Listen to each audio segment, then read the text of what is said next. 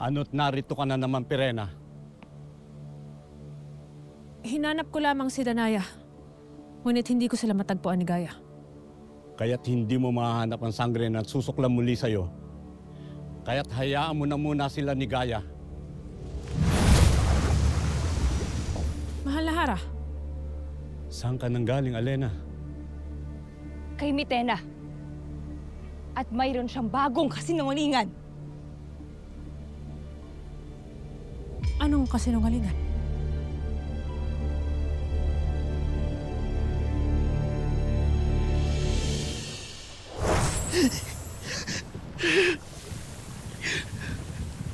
Mahal na Batis.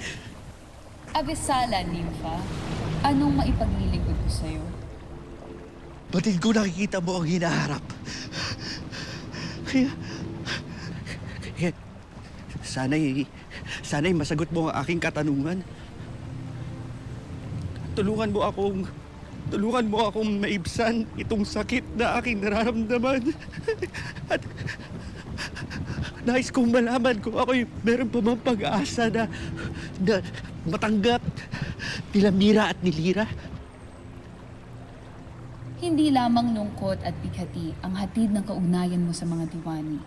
Nakikita ko ring magiging masaya at mapayapa ang magiging pakikitungo nila sa'yo. Siyang tunay?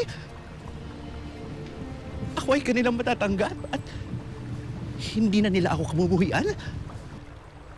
Sapagkat ikaw ay maghahandog ng isang mahalagang regalo sa kanila. Regalo? Isang regalo na babago sa buhay ninyong lahat.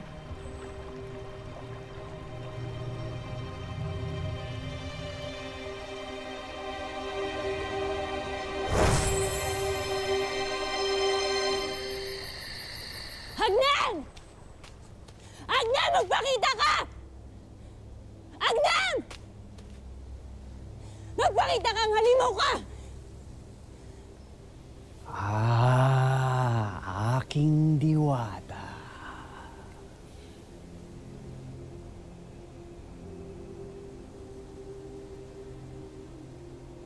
Nasaan ka? Magpakita ka! Agnem! Magpakita kang halimaw ka!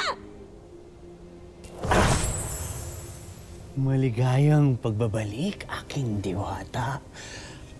Ikinatutuwa akong makita kang muli.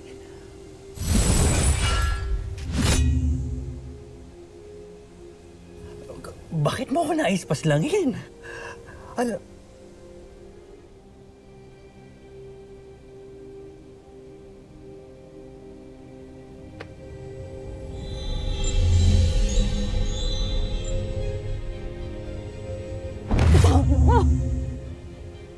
Yan ay biyaya. Ngunit bakit hindi mo sinabi sa akin na may nilalaman na pala ang iyong sinapupunan? Dahil kinasusuklaman kita. Maging ito nilalaman ang aking sinapupunan. Kinasusuklaman ko kayong dalawa!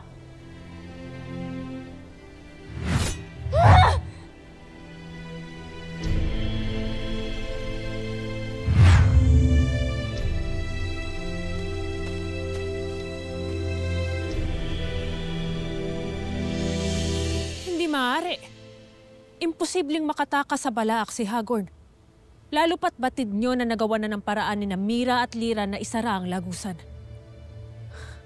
Kaya't tama ang iyong sinabi, Alena. Nililin lang ka lamang ni Mitena. Karso! Mahal na Hara. Magsama ka ng isa pang kawal. Maglakbay kayo patungong Balaak ngayon dito. Masusunod, mahal na Hara. Mahal na Hara, hayaan mong ako na ang tumungo sa Balaak pagkat ako'y isa ng Iftre. Mas mabilis akong makararating doon. Pumapayag ako. Ngunit pasasamahin ko pa rin ang aking mga kawal.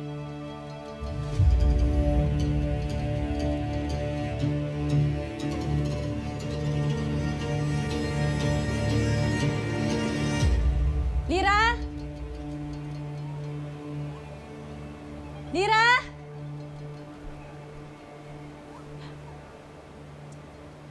Lyra!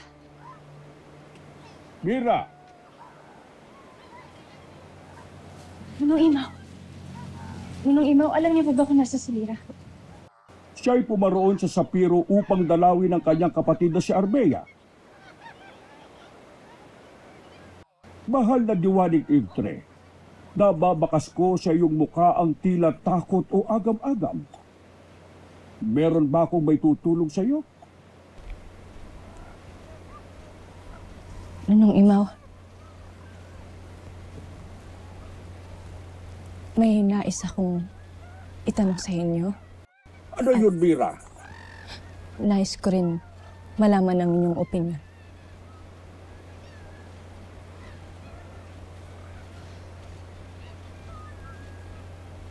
Anong gagawin niyo sa isang nilalang o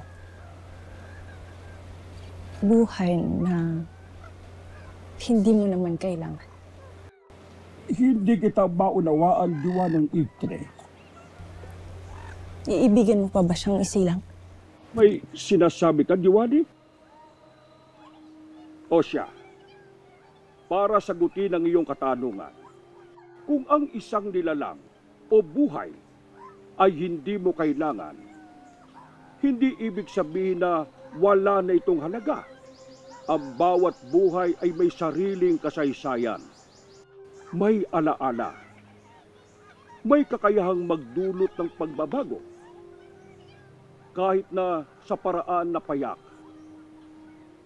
Ang hindi mo kailangan ay hindi dapat basta itapon o saktan. Dapat mo itong palayain. Hayaang makahanap ng sariling daan ito o pangalagaan sa abot ng iyong makakaya. Sapagkat sa bawat buhay na iyong iginagalang, natututo ka rin kung paano maging mabuting nilalang o natututo rin ang ating mundo kung paano magliyab ang kabutihan.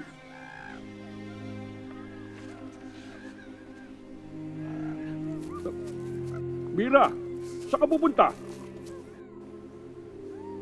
Banak, Nakba, may nasabi ba ako masama? Anong nangyayari kay Mira?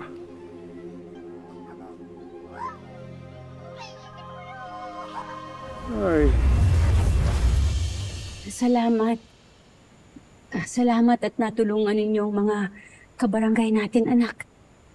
Salamat sa inyo.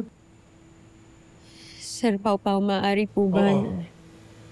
Naiwan mo na namin kayo.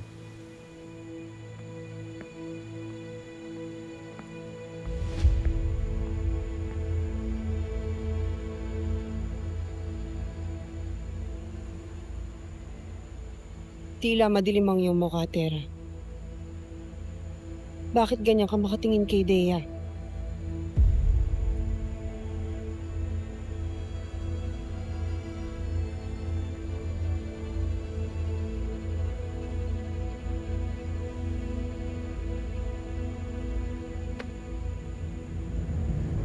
Buhay din siya, Dea. Buhay din si Olgana. Maaaring binuhay sila ni Gargan. Nasa masamang panig pa rin si Olgana at si Zaur.